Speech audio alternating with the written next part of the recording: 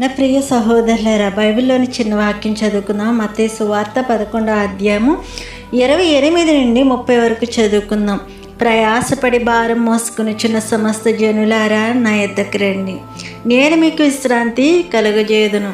నేను సాత్వికుడను, దీన మనసు గలవాడను గనుక మీ మీద నా కాడి ఎత్తుకుని నా యొద్ద నేర్చుకునుడి, అప్పుడు మీ ప్రాణములకు విశ్రాంతి దొరుకును. ఎలయనగా నా కాడి సులువుగాను నా భారం తేలికగాను ఉన్నవి. ఆమేన్. అయితే నా ప్రియనేస్తమా, ప్రయాసం చేత ఎన్నో సమస్యలతో దుఃఖాక్రాంతులైన వారు ఆయన దగ్గరికి వెళితే నెమ్మది సమాధానం దొరుకును. నా దగ్గరికి రండి అని దేవుని వాక్యం చెబుతుంది. మీ భారాన్ని ఆయన మోస్తారంటున్నారు. కుటుంబ సమస్యల, పిల్లలతో సమస్య, భర్తతో సమస్య, అత్తగారితో ఇంట్లో అనేకమైనటువంటి సమస్యలు మీ హృదయంలో దాచుకొనిచున్నవా? ఆయన నిన్ను గూర్చి చింతిస్తున్నారు, విచారిస్తున్నారు.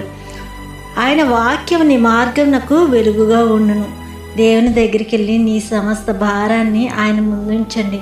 నీకు విశ్రాంతిని, నెమ్మదిని ఇస్తారు. నా ప్రియనేస్తమా, నా జీవితంలో ఎన్నో సమస్యలు.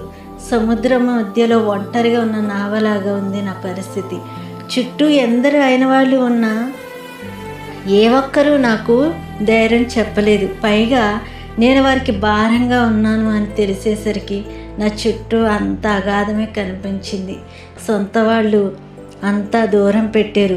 మనసంతా బరువెక్కిన గుండెతో చాలా కాలం అగాధంలో ఉండిపోయా. నా ప్రియనేస్తమా, మీ సమస్త భారాన్ని ఆయన దగ్గర తీసుకెళ్ళి ఆయన నీకు ఉన్నారు, ఆయన ముందుంచండి. నీ బరువైన కాడి ఆయన తేలిక చేస్తారు. ఓ నేస్తమా, యేసు చెంతకు చేరు.